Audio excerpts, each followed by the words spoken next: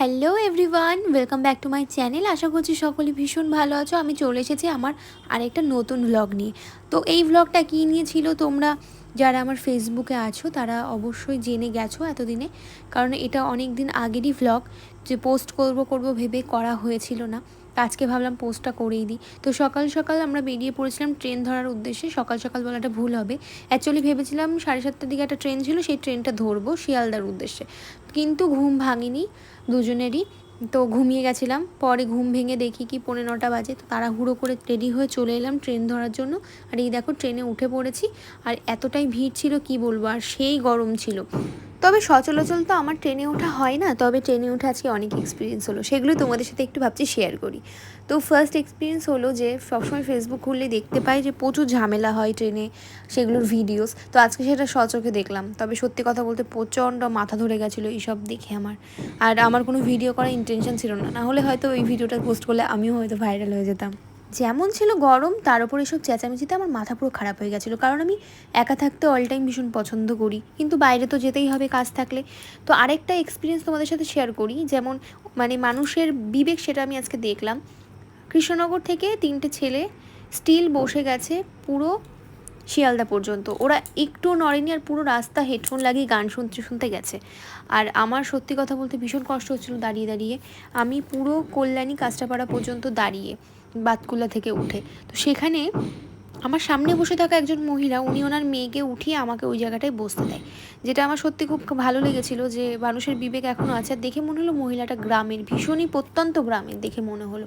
সত্যি কতটা ভালো বিবেক। আর এইসব ইয়াং ছেলেরা মেয়েদেরকে একদম হেল্প করতে পারে না, কী আর বলবো। তো ফার্স্টে আমরা গেছিলাম হচ্ছে হসপিটালে, কারণ আমার শ্বশুরমশাইয়ের শরীরটা খুব একটা ভালো না, সেটা তোমাদেরকে আমি আগেই বলেছিলাম আমার একটা ভ্লগে।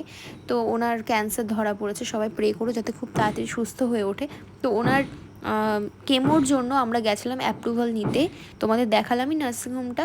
তো আমরা গেছিলাম লাইফ লাইনে। তো সেখান থেকে পাশেই ছিল ভিক্টোরিয়া, একদম অল্প একটু হাঁটা পথ ছিল, তাই দুজন হাঁটতে হাঁটতে আমরা টুকটুক করে চলে এসেছিলাম, আমাদের কাজ তাড়াতাড়ি হয়ে গেছিলো, সেই জন্য চলে এসেছিলাম একটু ভিক্টোরিয়াতে। তো ফার্স্টেই ঢুকে একটু কিছু খাবার নিয়ে নিয়েছিলাম, কারণ খিদেও পেয়ে গেছিলো। তোমাদের দেখালাম সকাল থেকে সেমন কিছু খাইনি, বাড়ির থেকে অল্প কিছু খেয়ে এসেছিলাম, আর এখান থেকে ডিম টোস্ট খেয়েছিলাম। তাই জন্য আমার সত্যি কথা বলতে বাইরে এত গরম লাগছিল, আমার ভাত খেতে ইচ্ছা করছিল না বা অন্য কিছু খেতে ইচ্ছা করছিল না, ওই জন্য ও নিয়ে নিয়েছিল ঝালমুড়ি। আমরা ভিক্টোরিয়াতে এসে যেটা সবাই খায়, তো আমরাও সেটা খাচ্ছি আর প্রেম করছি। তো এই হচ্ছে ভেলপুরি, আর এর মধ্যে আছে ঝালমুড়ি। ঝালমুড়ি আর ভেলপুরি খেয়ে দেখছি এখানকার কেমন টেস্ট। যাই হোক, ভালোই, খারাপ না। আর যে কথাটা বললো সেটার আমি একটু প্রতিবাদ জানাচ্ছি, যে বললো যে প্রেম করছি, ভেলপুরি খাচ্ছি আর প্রেম করছি। এই ভিডিওতে দেখাকালীন তোমরা একবারও দেখেছো আমাকে খাইয়ে দিতে, নিজেই তো খেয়ে যাচ্ছে। কিছু কিছু ক্লিপস যেগুলো কিছু কিছু আছে, যেগুলো দেখানো হয় কাট হয়ে গেছে, তার মধ্যে ওকে খাইয়েছিলাম আমি। ও আচ্ছা আচ্ছা, যাই হোক, খাই দিই। তারপরে আমিও একটু খেয়ে নিলাম। এমনি বাইরে বেরোলে আমার একদম কিছু খেতে ইচ্ছা করে না, আমি বাইরে বেরোলে সত্যি কথা বলতে খুব একটা খাই না।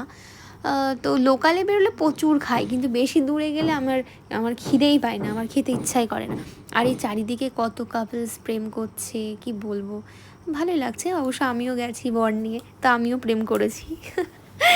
তো লেকটা পাশে গিয়ে একটুখানি দাঁড়িয়ে কয়েকটা ছবি নিলাম, ভিডিও নিলাম, তোমরা হয়তো দেখেছো আমার ফেসবুক ইনস্টাগ্রামে। আর সত্যি কথা বলতে এর আগে আমি 2বার এসেছিলাম ভিক্টোরিয়াতে, কিন্তু এতটাই দুঃখের বিষয় ছিল আমি ভিক্টোরিয়ার ভেতরে ঢুকতে পারিনি, কারণ তখন কাজ চলছিল ভিক্টোরিয়ার ভেতরে, তো ছিল বন্ধ। তো আজকে ফাইনালি এখন যাব আমরা ভিক্টোরিয়ার ভেতরে। 2বার এসে আমি পুরো ব্যাক চলে গেছিলাম, যেতে পারিনি। আর এদিকে বাচ্চারাও ছিল অনেক, আরও আমাকে উল্টোপাল্টা বলছিল, এই যে বাচ্চারা খেলছে আর এখানে বড় বাচ্চা দাঁড়িয়ে রয়েছে ফটো তোলার জন্য, এই সমস্ত ভুলভাল কথা বলছিল। তো এখন যাব ভেতরে, আর ভেতরটা সিরিয়াসলি ভীষণ সুন্দর। আমি তো ফার্স্ট টাইম এলাম ভেতরে, এর আগে এসছি বাইরে গার্ডেন থেকে ঘুরে চলে গেছি। তো ভালোই লাগছে আমার, মোটামুটি ভালোই ভিড় ছিল। তার উপর ভেতরে ঢুকে অনেক কিছুই দেখতে পেলাম পুরনো দিনের। তো এখানে রয়েছে ভিক্টোরিয়ার ফার্স্ট তৈরি করা অরিজিনাল মডেলটাও, সেটাও দেখে নিলাম। আরও ছিল অনেক কিছু, আর ভেতরটা এতটাই সুন্দর, পুরো মার্বেল দেওয়া, মানে কি বলবো, ভীষণ সুন্দর ভীষণ সুন্দর।